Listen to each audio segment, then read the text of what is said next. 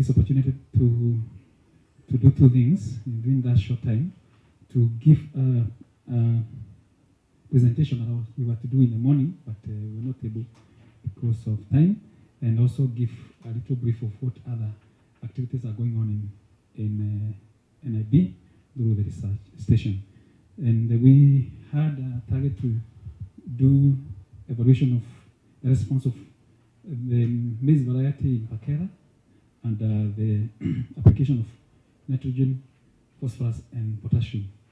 And because for a long time farmers have only applied nitrogen fertilizer, and we thought that with time, most likely that those other nutrients must have been depleted and they needed to be replaced. So, and again, with the same objective of enhancing irrigation water productivity through crop production. So the objectives are there, and I think I don't have to state them again. The purpose was to see whether there would be response as far as maize is concerned in terms of application of K and P, which have not been applied in Pakera. So the nutrients were combined as indicated there in the PowerPoint, and also we calculated the amount of fertilizers that was to be equivalent to the rate that have been indicated. Yeah, we did correct the data as required, and then finally we got these results that in most of the parameters, actually, almost all the parameters, they were non-significant, including yields. So again, I don't have to go to that. It's shown also on those graphs. Both the crop growth parameters and the yield component parameters were not significant down to the yield. And so that directs to something that has been observed. If you put any crop in the Pakera soils, be it the legumes, the performance there is normally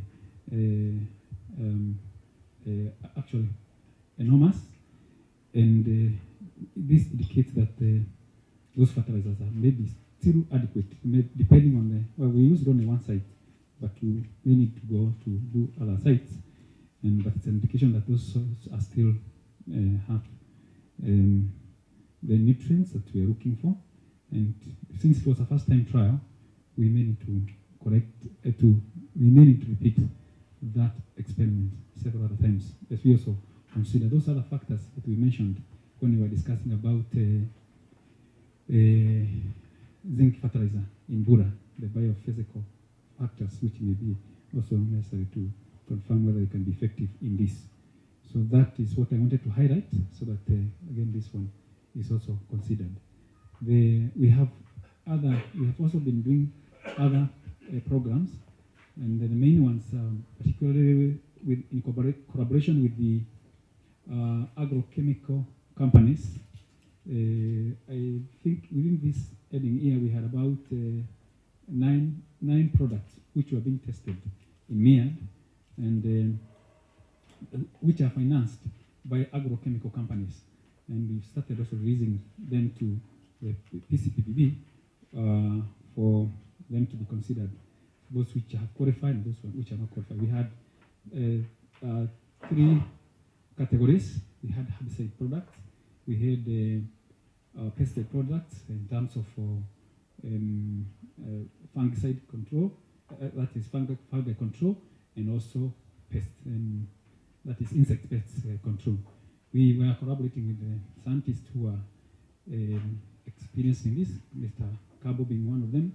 We have Mr. Mwangi from Jomo Kenyatta University. Actually, he is the person, because of the enormous work in him, is the person we have engaged, and he spears us in that area of that work. We also had similar programs going on also in Ahero, because some of the products, like the products against blast control, needed to be tested in Moya and also in Ahero. In Gura, we have also had other companies teaming up with us because of the interest in introducing core products. And we have had trials which have been going on in there, like the trial on what we call ready paper. We have Kenya Equator Company, which also have had supported some products also in area of the coast area, Tana River region, and many other products have been going on. And would say that if we are to invite all those people here, I think we would not have had an opportunity to fit in this place. So I wanted to highlight that. Besides that, we also do carry out programs, training programs. This year we had, actually by about 2-3 weeks ago, we had a national rice grading and quality training where the major participants were Kenya Bureau of Standards and also our other organizations which are dealing with rice.